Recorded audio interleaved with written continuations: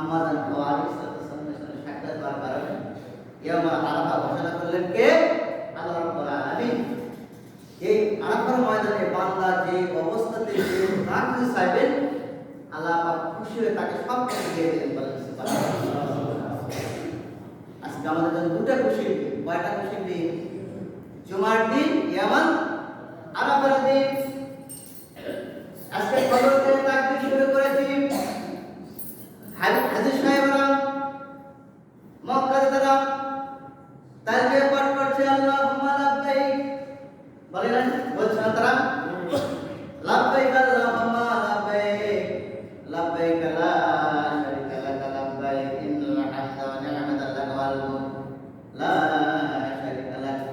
তেলাওয়াত করছে কিন্তু এই বাক্যটার অর্থ কি? তারা সাক্ষ্য দিচ্ছে লাব্বাইক আমি উপস্থিত, আল্লাহ আমি উপস্থিত, লাব্বাইক লা শারীকা লাক লাব্বাইক আমি আমার জীবনে কখনো শিরক করব না। কমেন্ট করছে সেখানে সবার ঘরের সামনে যে কোনো শিরক করব না, সেখানে কি করব না? শিরক করব না। কিন্তু দেখা যায় মাস করা আচার করা শুরু করতে এমন আজকে বাসে না, মনে ভুলে গিয়েছে যে আমরা কমন করে চলে এসেছি, ওয়াদা করে চলে এসেছি যে কখনো শিরক করব না।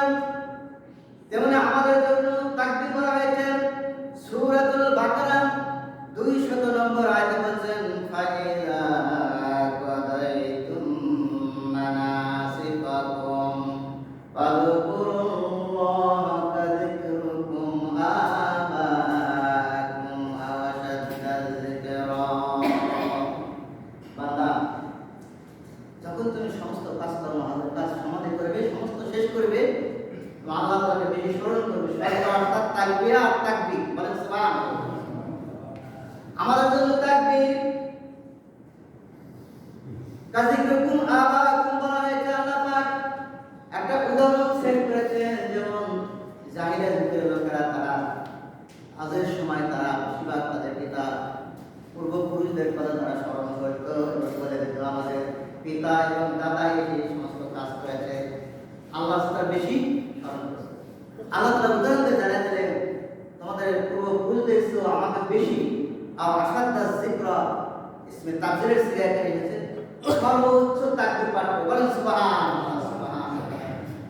সম্মানিত উপস্থিতি, আজকের দিনের তিরমিজি শরীফের নবী করিম সাল্লাল্লাহু আলাইহি সাল্লাম বলেছেন আজকের দিনে তোমার একটা দোয়া আল্লাহ রাসূল সাল্লাল্লাহু আলাইহি সাল্লাম শিখিয়ে দিয়েছেন। সবাই বলুন লা ইলাহা ইল্লাল্লাহু ওয়াহদাহু লা শারীকা লাহু লাহুল মুলকু ওয়া লাহুল হামদু ওয়া হুয়া আলা কুল্লি শাইইন কাদির। সুবহানাল্লাহ। এই দোয়াটাও তেলাওয়াত করেন বেশি বেশি। আজকে আমরা লা হাওলা ওয়ালা কুওয়াতা লা ইলাহা ইল্লাল্লাহু ওয়াহদাহু লা শারীকা লাহু লাহুল মুলকু ওয়া লাহুল হামদু ওয়া হুয়া আলা কুল্লি শাইইন কাদির। আর বেশি বেশি তাকবীর পাঠ করবেন। আমাদের পরে তো আমরা করব ইনশাআল্লাহ। চলাফেরা, চলতে ফিরতে, উঠতে বসতে সব সময় তাকবীর পাঠ করলে খুশি হন কে? আল্লাহু আকবার। আল্লাহু আকবার মানে আল্লাহ সবচেয়ে বড়। সুবহান শাস্ত্র বলা আছে আল্লাহু আকবার আল্লাহু আকবার লা ইলাহা ইল্লাল্লাহু আল্লাহু আকবার আল্লাহু আকবার ওয়া লিল্লাহিল হামদ। তাহলে সবচেয়ে বড় প্রশংসা করলাম, সর্বশ্রেষ্ঠ মহত্ব আলোচনা করেছেন আল্লাহর নিকট। আল্লাহ রাব্বুল আলামিন খুশি হয়ে আপনার জীবনে গুনাহ খাতা মাফ করে দেবেন। এজন্য আমরা কখনোই কারণ বানোয়াটি কথা বিশ্বাসী নই, বানোয়াটি কথা বিশ্বাসী নই। কোরআন শিক্ষার আলোকে রয়েছে সেটা আমার করবে ইনশাআল্লাহ। আল্লাহ রাসূল সাল্লাল্লাহু আলাইহি ওয়াসাল্লাম একটা কথা মনে রাখবেন, কোরআন কারীমের ডাইরেক্টলি আয়াত দ্বারা কিন্তু ফরজ আদায় হয়, ফরজের দলিল হয়। কিসের দলিল? ফরজ। আকিমুস সালাত, আতুজ যাকাত, সাওমের কথা কোরআনে আছে, ডাইরেক্টলি ফরজের দলিল হয়। এবং কোরআনের আয়াত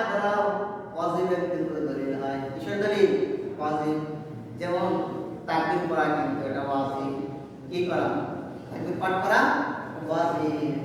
এবং আল্লাহ তাআলা বলেছেন ইন্নাস সাফা ওয়াল মারওয়াতা মিন শাইরিল্লাহ। সাফা মারওয়া হাজবের জন্য সাই করা কি ওয়াজিব। আর কোরআনের আয়াতে কারিমার দ্বারা ফরজ দলিল হয়, ওয়াজিবেরও দলিল হয়।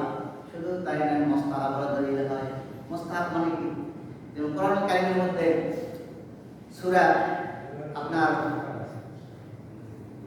হজের মধ্যে 28 নম্বর আয়াতের কারিমে আল্লাহ তাআলা বলেছেন ফাকুলু মিনহা আত'ইমুল বাঈসাল ফাকির। আল্লাহ তাআলা বলেছেন যখন কুরবানি দেবা নিজে খাবা এবং তোমার আদে গায়ে কবি মিসকিনদের কি করবা? খাওয়াবা। তাহলে তিনটা ভাগ করাটা কিন্তু মুস্তাহাব। কি অবশ্যই এটা করেছেন, তিনটা ভাগ করাটা মুস্তাহাব, সর্বোত্তম কাজ। তাহলে কোরআনে এই আয়াতটা সূরাতুল আপনার এই আয়াতে কারিমার দ্বারা আমরা জানতে পারলাম যে ফরজের দলিল হয় কোরআনের আয়াত দ্বারা, ওয়াজিবের দলিল হয়, মুস্তাহাবের দলিল হয়। এই জন্য মুফাসসির ইকরাম, মুহাদ্দিস ইকরাম তারা ব্যাখ্যা বিশ্লেষণ দিয়ে সুন্দরভাবে তারা জানিয়ে দিয়েছেন। সম্মানিত উপস্থিতি, তাহলে আমরা ফজর থেকে নিয়ে আজকে ফজর থেকে নিয়ে 13 তারিখ আসর পর্যন্ত 13 তারিখ আসর পর্যন্ত আমরা তাকবীর পাঠ করব। কি পাঠ করব?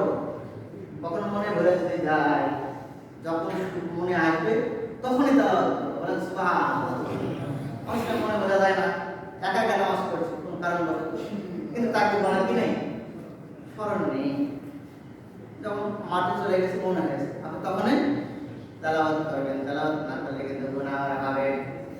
আর এই দিন সম্পর্কে, ইয়াউমুল আরাফাত দিনের সম্পর্কে কোরআনুল কারীমের মধ্যে সূরাতুল মাইদার কোরআনে আমার রাসূলের শানে একটা আয়াত কারিমা নাযিল করে জানিয়ে দিলেন, বন্ধু আপনি যে বিদায় বাস করার জন্য আপনি সোয়া লক্ষ সাহাবায়ে কেরামদেরকে নিয়ে আরাফার ময়দানে আপনি বক্তব্য দিচ্ছিলেন। এই বক্তব্য দেওয়ার সময় আল্লাহ রাব্বুল আলামিনের পক্ষ থেকে কোরআনুল কারীমের মধ্যে আয়াত কারিমা নাযিল করলেন, আল-ইয়াউমা আকমালতু লাকুম দীনাকুম ওয়া আতমামতু আলাইকুম নি'মাতি ওয়া রাদিতু লাকুমুল ইসলাম দীনা। যেমন আরাফার দিন আল্লাহ তাআলা এই আয়াত কারিমা নাযিল করেছেন। কি সুসংবাদ দিলেন আল্লাহ রাসূল সাল্লাল্লাহু আলাইহি সাল্লাম। তখনকার তৎকালীন সময়ে কোনো মাইক ছিল না, ছিল নাকি? কোনো যন্ত্রপাতি ছিল না। আয়াতে কারিমায় তেলাওয়াত করলেন, রাসূল করিম সাল্লাল্লাহু আলাইহি সাল্লাম তেলাওয়াত করার সঙ্গে সঙ্গে সোয়া লক্ষ সাহাবীর কর্ণকুহরে আয়াতে কারিমা চলে গেল। বলেন সুবহানাল্লাহ। একের পর এক, একের পর এক, কোনো সাউন্ড নাই সেখানে। আর আমরা যদি এখানে ময়দানে 100 লোক জামায়াত হই, দেখবেন যে কত কথা কি হয় না, কথা হয়। আয়াতে কারিমা নাযিল করে বন্ধুকে জানিয়েছেন, বন্ধু শোনো, আজ থেকে আপনার দিনকে, ইসলামকে আমি পরিপূর্ণ করে দিলাম। ইসলামটা পরিপূর্ণ বিধান হয়ে গেল। কেউ বাড়াতে পারে না, কেউ পারবেন না। দিনের মধ্যে কেউ কোনো বাড়াবাড়ি চলবে না, কমানোর ক্ষমতা কারো নাই। দিন ইসলাম পরিপূর্ণ করে দিয়েছেন কে? আল্লাহ রাব্বুল আলামিন। তাহলে আল্লাহ পাক পরিপূর্ণ করে দিলেন আর বলে দিলেন আমার জন্য একটা মনোনীত ধর্ম, তার নাম ইসলাম। আল্লাহর মনোনীত ধর্মের নাম কি? আল্লাহ তাআলার পছন্দ যে ধর্ম, সেই ধর্মের উপর আমরা আছি। এত সৌভাগ্য নয়? অবশ্যই সৌভাগ্য। এই জন্য আরাফার ময়দানে নবী করিম সাল্লাল্লাহু আলাইহি সাল্লাম সাহাবায়ে কেরামদেরকে নিয়ে অনেক বক্তব্য তিনি দিয়েছিলেন। আমি সেদিকে যাব না, কারণ হযরতে ইব্রাহিম আলাইহিস সালাম যেহেতু তিনি তার জীবনটাকে তিনি উৎসর্গ করে দিয়েছিলেন। সারাটা জীবন জন্ম থেকে মৃত্যু পর্যন্ত আল্লাহ রাব্বুল আলামিন তার জীবনে যতগুলো পরীক্ষা করেছিলেন, সমস্ত পরীক্ষায় তিনি গোল্ডেন এ প্লাস পেয়েছিলেন। বলেন সুবহানাল্লাহ। কোনো পরীক্ষায় তিনি ফেল করেন না এবং সহনশীল এবং ধৈর্যের সঙ্গে সমস্ত পরীক্ষা তিনি পাস করেছিলেন। এমন একজন রাসূল, এমন একজন নেতা, এমন একজন নেতা আল্লাহ রাব্বুল আলামিন সারা উম্মতের জন্য জাতির পিতা ইব্রাহিম আলাইহিস সালাম সম্পর্কে কোরআন কারীমের মধ্যে অনেক আলোচনা করেছেন। আল্লাহ রাসূল সাল্লাল্লাহু আলাইহি ওয়াসাল্লাম সাহাবায়ে কেরামদেরকে জানিয়ে দিলেন, আমার সাহাবারা, ইব্রাহিম আলাইহিস সালাম কে যতগুলো প্রশ্ন করা হয়েছিল, যতগুলো পরীক্ষা করা হয়েছিল, সমস্ত পরীক্ষার মধ্যে প্রথমে যে পরীক্ষা করা হয়েছিল সেই পরীক্ষা হচ্ছে ইলমের পরীক্ষা। বলেন সুবহানাল্লাহ। ইলম মানে ঈমানের পরীক্ষা দিয়েছেন তিনি বাল্যকালে। আমি সংক্ষিপ্ত আলোচনা করতে প্রয়োজন, বিশাল আলোচনা। তিনি বাল্যকালে তিনি যে বক্তব্যটা দিয়েছিলেন সুন্দর করে আল্লাহ রাব্বুল আলামিন কোট করে কোরআন কারীমের মধ্যে জানিয়ে দিলেন, ফালাম্মা জান্না আলাইহিল লাইল রাআ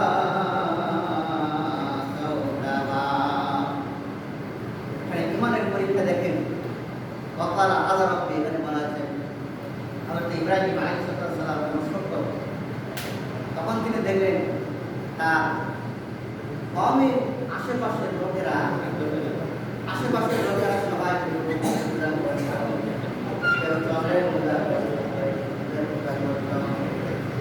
এমনিভাবে কেউ গাছের পূজা করত, কেউ গরুর পূজা করত।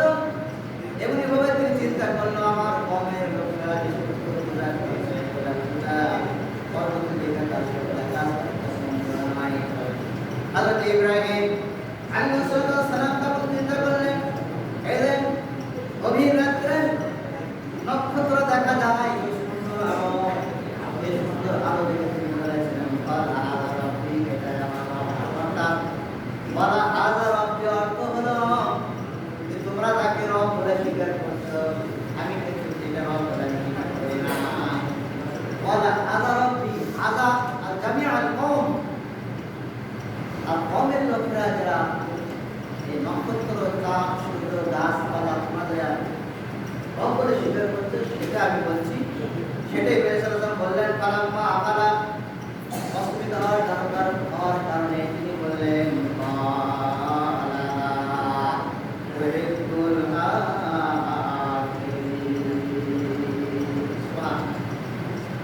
অসুবিধা হয়ে যায়, সেটা আমি পছন্দ করি না, সেটা আমি ভালোবাসি না।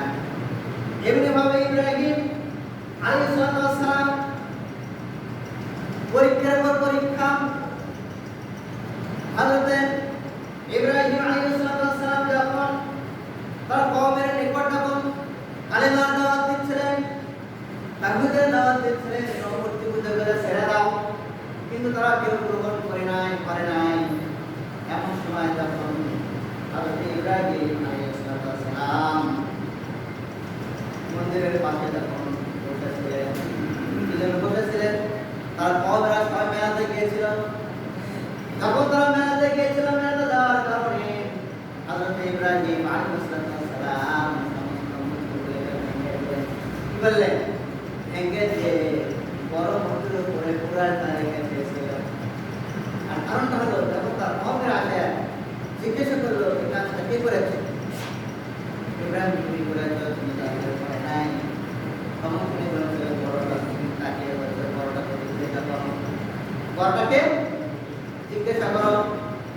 হযরত নবী করিম সাল্লাল্লাহু আলাইহি সাল্লাম থেকে তার পূর্বে জাতির পিতা ইব্রাহিম আলাইহিস সালাম তারা কখনো মূর্তিপূজাকে সহযোগিতা করে নাই।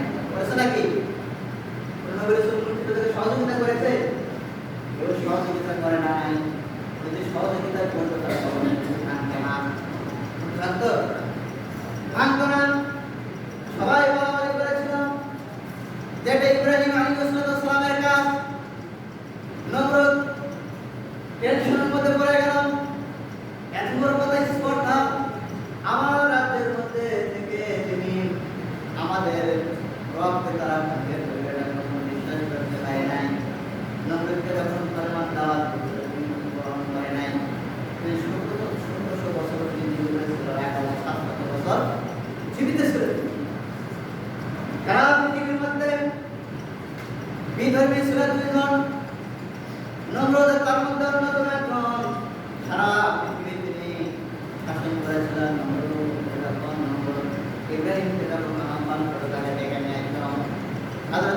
ইব্রাহিম আলাইহিস সালাম তাকে সামনে যখন পাঠানো হলো, বিশাল ঘটনা আপনারা জানেন, আমি কাজ দিয়ে যাব।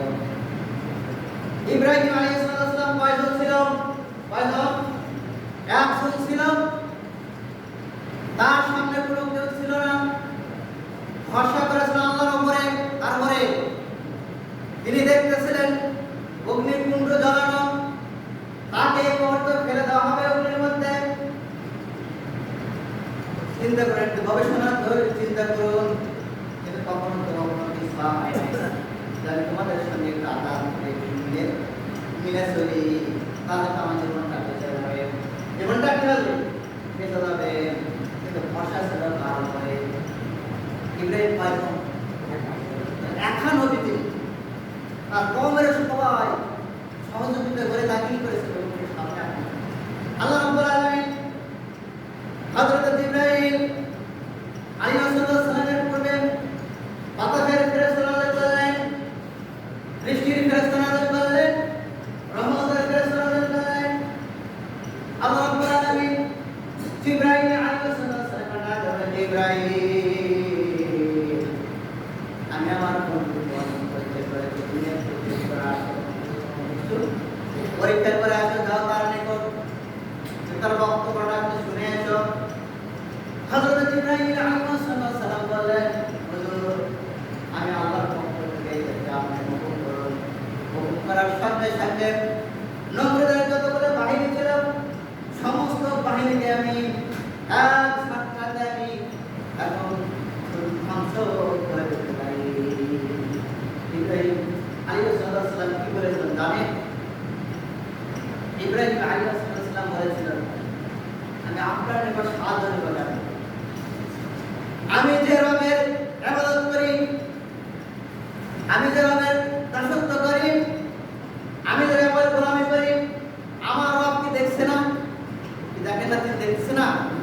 জিবরাইলকে ফিরে দেওয়া হবে? চিন্তা করুন একটু। 600 পাতা হযরত জিবরাইল আলাইহিস সালামের এক সপ্তাহ দেওয়ার কারণে সিদরাত মুনতাহা হয়ে গেল। সুবহানাল্লাহ। একটা সপ্তাহ দেওয়ার কারণে আসলে এক পাল্টে দানা সপ্তাহ দেয়, সঙ্গে সঙ্গে এই দুনিয়ার জমিন থেকে সিদরাত মুনতাহা তার চেম্বার থেকে চলে যেতে এত পাওয়ারফুল ফেরেশতা। তিনি এসে বলছেন যে আমার সাহায্যের প্রয়োজন আছে।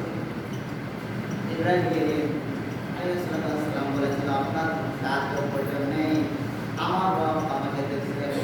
হযরত ইব্রাহিম আলাইহিস সালাম যখনকে তাকে অগ্নির মধ্যে ফেলে দেওয়া হলো, একমাত্র ইব্রাহিম আলাইহিস সালামকে অগ্নির মধ্যে ফেলে দেওয়ার পর জিজ্ঞাসা করা হলো, ইব্রাহিম আপনার জীবনের মধ্যে সবচেয়ে ভালো সুন্দর সময়টা কোন সময় কাটিয়েছিলেন? তিনি বলেছিলেন, 40 দিন আগুনের কুণ্ডের মধ্যে আমি সবচেয়ে ভালো সময়।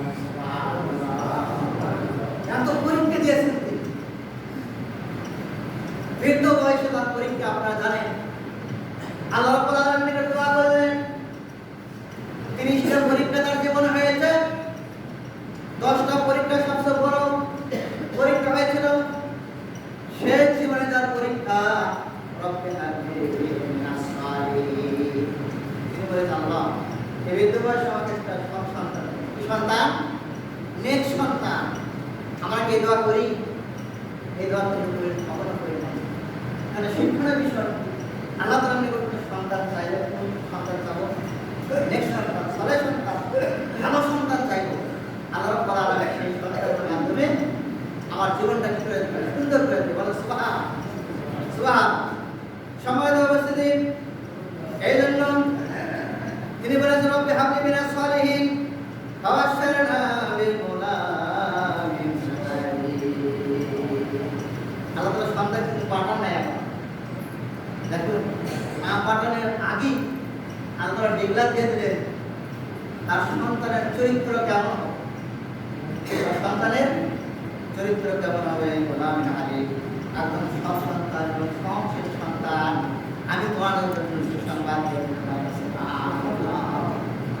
হযরত ইব্রাহিম আলাইহিস সালাম তার জীবনের যেগুলো পরীক্ষা ছিল, এগুলো পরীক্ষা থেকে আমাদের শিক্ষণীয় বিষয়টা হলো তিনি কখনো বাতিলের নিকট মাথা নত করেন নাই। কি করেছিল? বাতিলের নিকট মাথা নত করে নাই। একজন তিনি ছিলেন। আর আমরা কি করি? ইসলামের সুযোগে একটু তোমার জন্য একটু যদি খ্রিস্টানের সঙ্গে আঘাত করে কি এমন লোক আছে না? আমাদের সমাজে রয়েছে। তাহলে আমাদের ভাষাটা নেই কি নেই? আমাদের ভাষা নেই আল্লাহ তাআলার নিকট। এই জন্য আমাদের সবসময় কোরবানি আসছে, আগামীকাল কোরবানি, আমরা নিয়তটা শুদ্ধ করে নেই। লোক দেখানো কোনো কোরবানি করব না। লোক দেখানো নিয়ত কি করব না? কোরবানি করব না ইনশাআল্লাহ। সন্তুষ্টতা আল্লাহ। অন্তরের খবর জানে কে? আল্লাহ তাআলা জানেন। আল্লাহ তাআলা বুঝতেও খাবেন না, রক্তও খাবেন না, কিছু খাবেন না, কিন্তু দেখবেন কি অন্তরের দিকে তাকাবেন। বান্দা আমার কি নিয়াতে, কি উদ্দেশ্যে কুরবানি দিচ্ছে। এজন্য সন্তুষ্ট হবে কাজ আল্লাহ পাক। সন্তুষ্ট প্রত্যেকটা কুরবানির পশু একটা করে পশুর বিনিময়ে আল্লাহ পাক একটা করে সওয়াব রেখে দেন। বলে সুবহানাল্লাহ, এত সওয়াব। এজন্য আগামীকাল ঈদুল আজহার দিন, সেদিনকে ইবাদত, সর্বশ্রেষ্ঠ ইবাদতটা হলো কুরবানি করা। বলেন সুবহানাল্লাহ। আর আজকে ইবাদত, সর্বশ্রেষ্ঠ ইবাদত হচ্ছে আদ-দুআউল খায়র, দোয়া করা আল্লাহ তাআলার নিকট। আপনার কি আশা, কি আকাঙ্ক্ষা, আপনি কি চান আল্লাহ তাআলার নিকট, আল্লাহ তাআলা আজকের দিনে আপনার দোয়াটা কবুল করবেন। বলেন সুবহানাল্লাহ। এত সুসংবাদ দিলেন আল্লাহ রাব্বুল আলামিন তার বান্দাকে গুনাহ মাফের